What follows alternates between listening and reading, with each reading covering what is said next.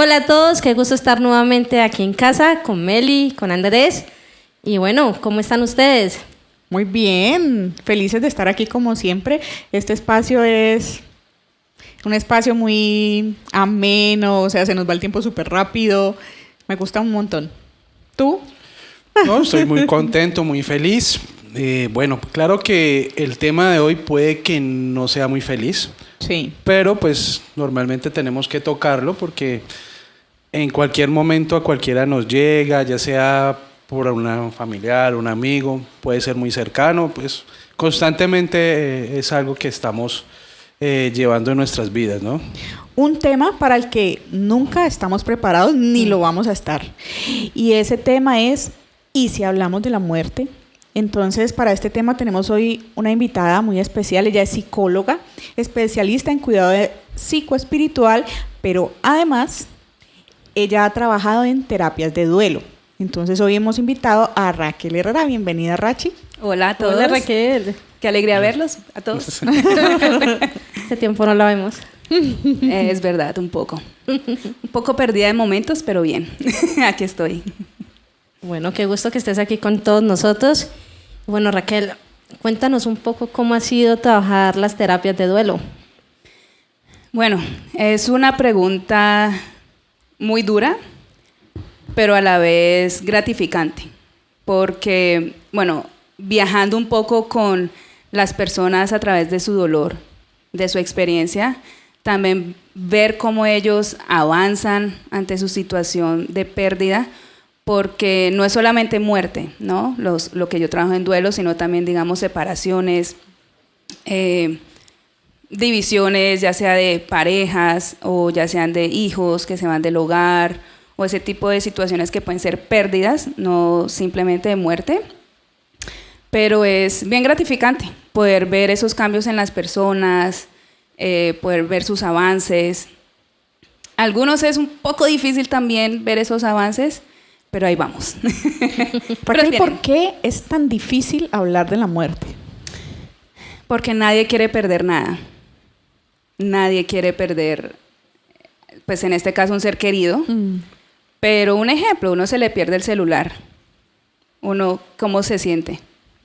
¿Cómo se siente Aleja perdiendo el celular? No, pues ya he botado varios. Yo soy como que no... ¿Ya cogió callito? ¿Cómo los compro? Pero sí, obviamente afecta. Pero no sé, o sea, cuando mi bisabuela murió, ahí me di cuenta la diferencia de la pérdida. Porque era ya, o sea, el celular no lo vuelvo a ver, pero me compró otro y ya. Mi abuela falleció. Bueno, mi bisabuela, pues yo siempre le dije abuela. Y eso fue... O sea, no sé, todavía ni siquiera lo puedo explicar y eso que ya pasó hace años. Pero era la primera vez que yo perdía algo que de verdad me importaba. Y lloré.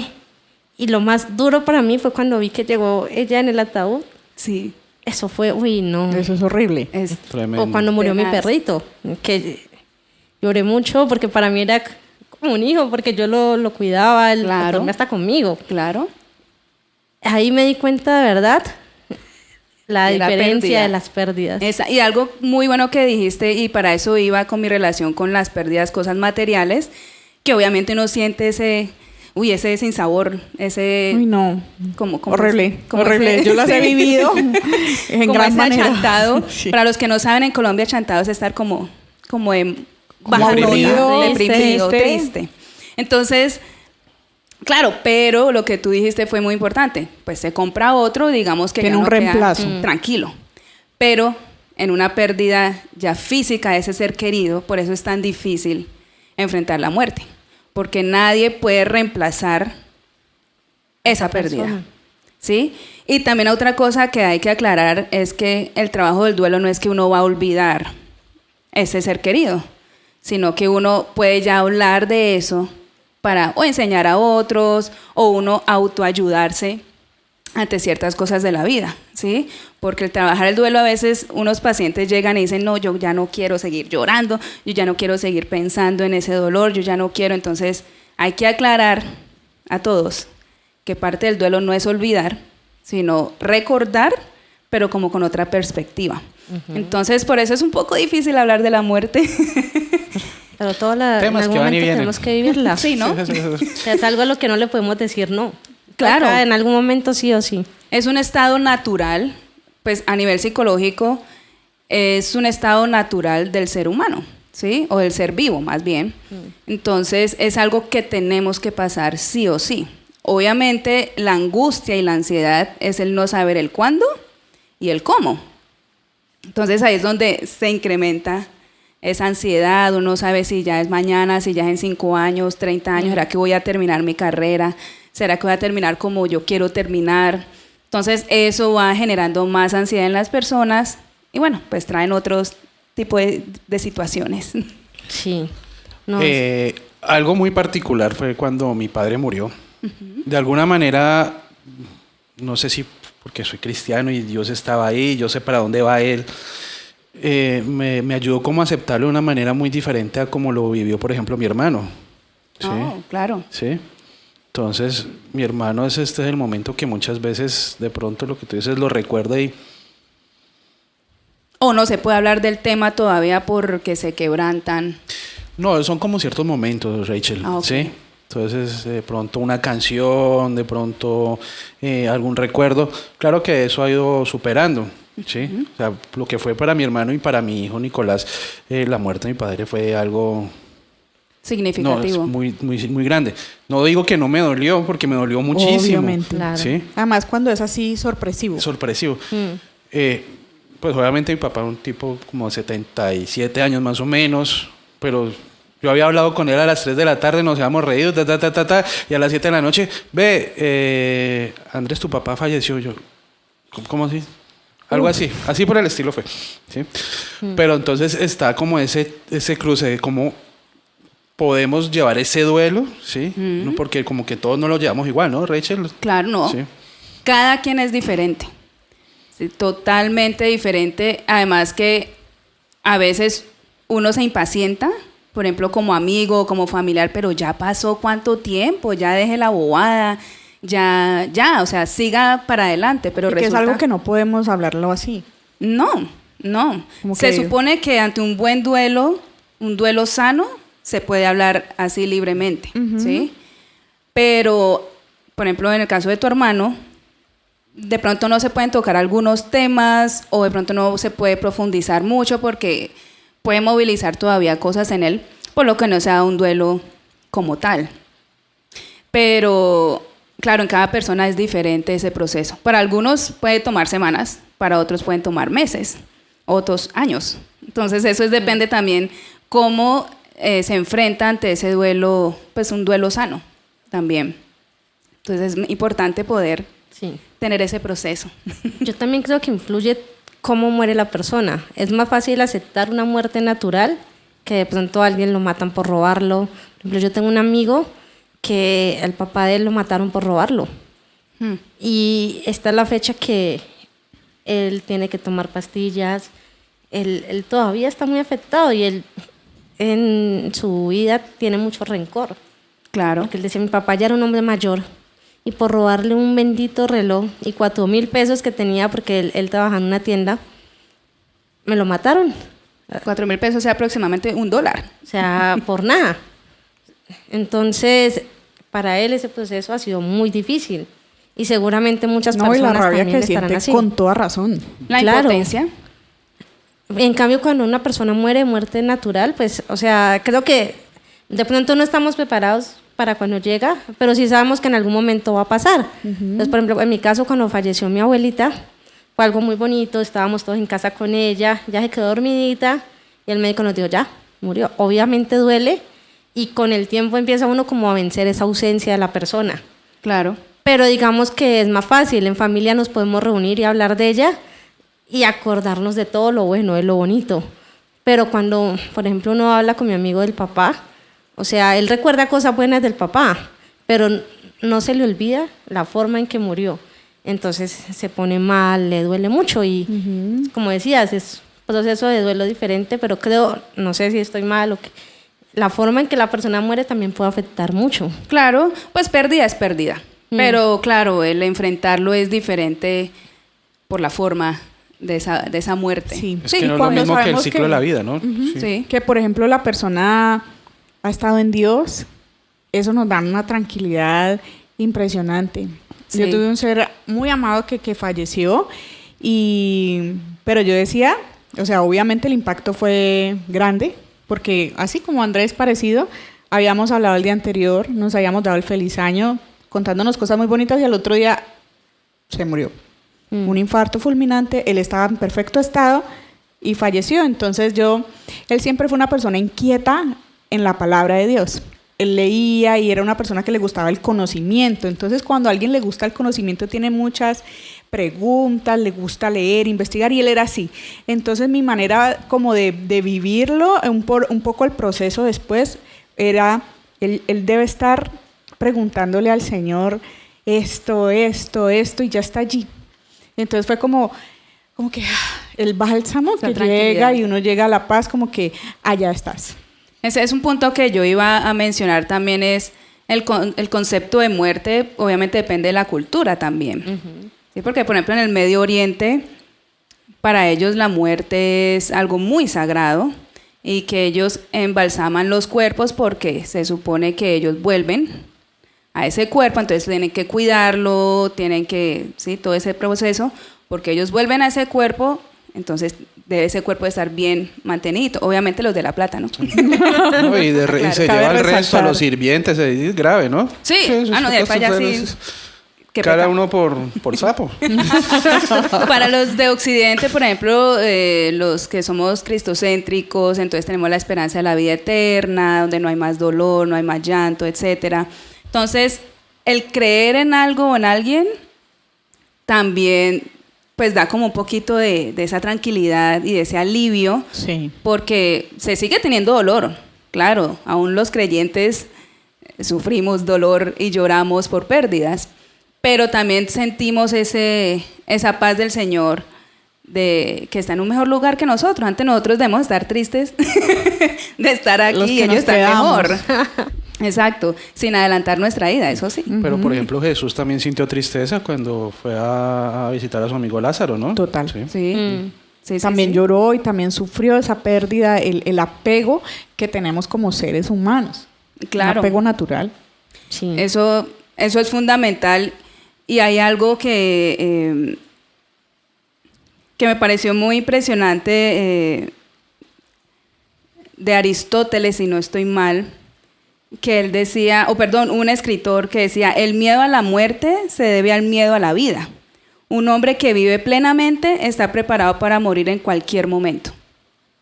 Entonces yo quedé como, interesante.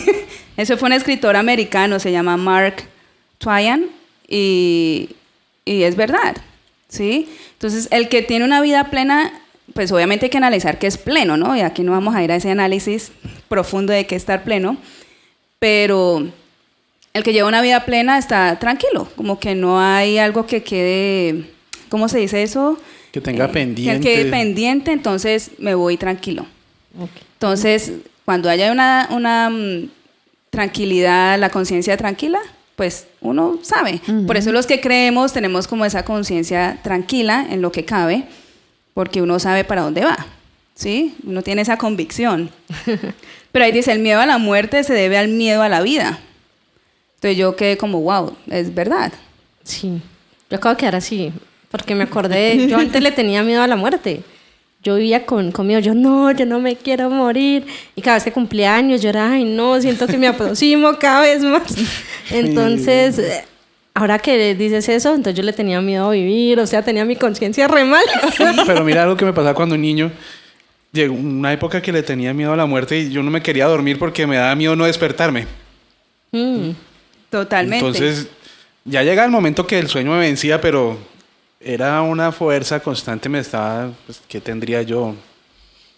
10 años. Entonces imagínese uno desvelado porque no quiere morir y al otro día para ir al colegio estaba vuelto nada. Sí, eso es duro. Yo empecé a pensar en la muerte desde que soy mamá. Porque cuando el bebé tenía 6 meses me dio COVID y yo amamantando. Y hubo un día en el que yo no me podía parar de la cama, del dolor que sentía en el cuerpo, no lo podía sostener al bebé.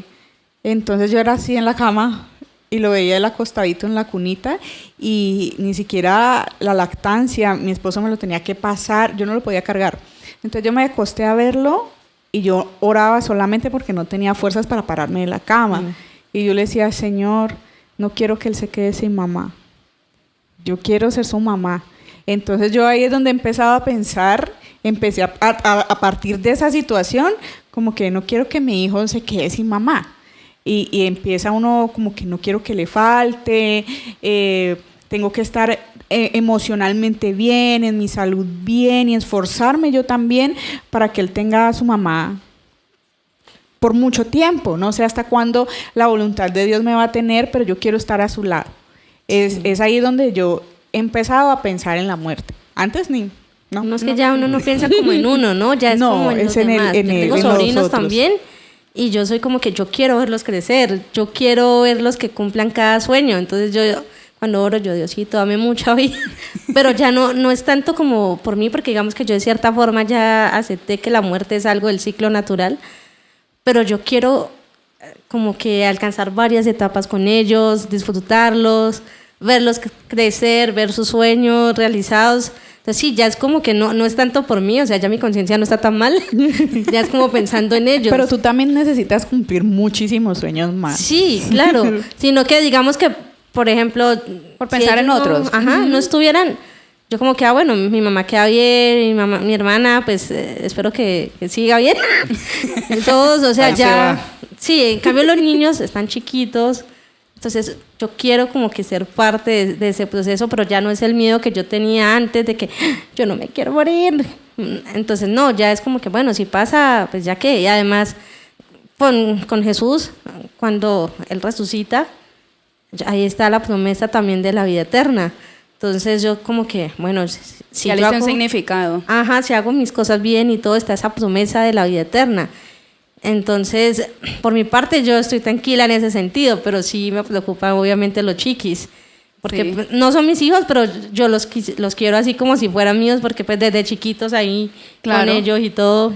Lo que decía Andrés, perdón, de esos miedos, de que no quiero dormir porque seguramente no me despierto, y bueno, todos esos pensamientos, eso se le llama tanatofobia, que es una ansiedad caracterizada por la muerte. ¿Sí? No necesariamente es que vivimos la muerte, entonces ya empezamos a tener eso, sino que es algo natural que está en el ser humano, pero a otros los paraliza ese miedo. Entonces, por ejemplo, no dormiste no sé cuántos días o solo una noche, entonces ya se empezó a bajar un poco, entonces hubo más control. Pero hay otros que ese miedo, claro, ya paraliza, ya no hay un sentido de vida, porque siempre se está pensando en la muerte, entonces no salgo a la calle porque me atropellan y ahí quedé, entonces yo no voy a ir a la tienda o no voy a estudiar porque seguramente en el carro o en el bus o en la moto me pasa algo. Entonces está como esa constante paranoia, esa constante ansiedad que no me deja hacer ese proyecto de vida, ya sea para mí, ya sea para otros, como el caso de las mamás. Entonces cuando ya paraliza o ya afecta mi diario vivir, a eso se le llama una tanatofobia. Entonces es importante eso. Y va y se resbala en la ducha y se parte la madre. A propósito, ¿ustedes no han visto ese programa que 1000 muertes bobas, algo así? 1000 maneras de morir. Algo así, y que salen unas que dice, pero, o sea, cuando le llegue a uno la hora, sí, te llega, le llegó. Sentado en tu casa. Tal cual, o la ducha, yo decía, yo veía esos programas. No, la gente que se atranca. Se atrancó, se ahogó. Ya. Como yo lo llamo la baba asesina. Sí, o sea, hay tantas maneras que cuando llegó tu día, llegó tu día. Ya. Claro, entonces cuando yo escucho ese tipo de ansiedades, de dificultades, pues claro, por mi formación hay un poco más de comprensión, de paciencia y trabajo, ¿sí? Pero en la otra cara, uno dice, en vez de pensar en cómo voy a morir o ya voy a planear cómo voy a morir, es más bien disfrutar el día a día. ¿Qué vas a hacer en vida? Sí. ¿Qué vas a hacer en vida? Como decía este escritor americano, que el miedo a la muerte es también el miedo a la vida. Porque si usted no está haciendo algo durante la vida, también estás muerto. Entonces uno queda interesante. Entonces, ¿cómo voy a empezar a vivir. ¿Sí? Eso es muy cierto, Raquel, porque, por ejemplo, como el ejemplo que yo les daba de lo que me pasó con mi familiar, yo tuve la oportunidad del día anterior decirle, le puse un salmo y le di gracias, o sea, yo siempre digo, Dios sabía que eso iba a pasar y Él de pronto necesitaba que yo le dijera esas palabras y lo que Él me respondió. Yo le daba gracias por su paciencia, por su amor, que bueno Él era Él. Y se fue. Entonces también yo digo, la vida nos da la oportunidad de decirle a ese ser que uno lo ama, de perdonar, de vivir bien. Es una elección, como tú eliges todos los días vivir esa vida y vivir a los demás. Hay una canción que es secular, pero dice, yo te voy a querer, es en inglés, yo te voy a querer como si ya no fueras a volver, Claro. como si ya no fuera a ser esa persona. Y yo lo trato de pensar y de llevarlo así aún en mi matrimonio. Para mí es espectacular despertarme al lado de mi esposo todos los días. Y lo veo así, digo, esta es la persona que yo quería y me levanto a su lado todos los días. Entonces es eso de uno atesorar ciertas cosas en la vida, ¿no? Y el agradecimiento. El sí. agradecimiento de eso, de esas personas que uno tiene y de las que Dios le trae.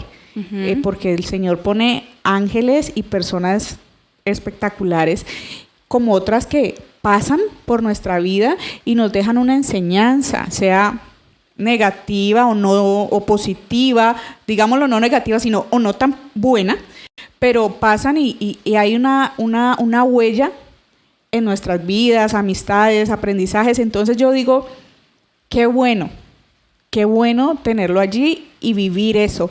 También me pregunto, ¿me alcanzará la vida para conocer tantos países y disfrutar tantos sabores?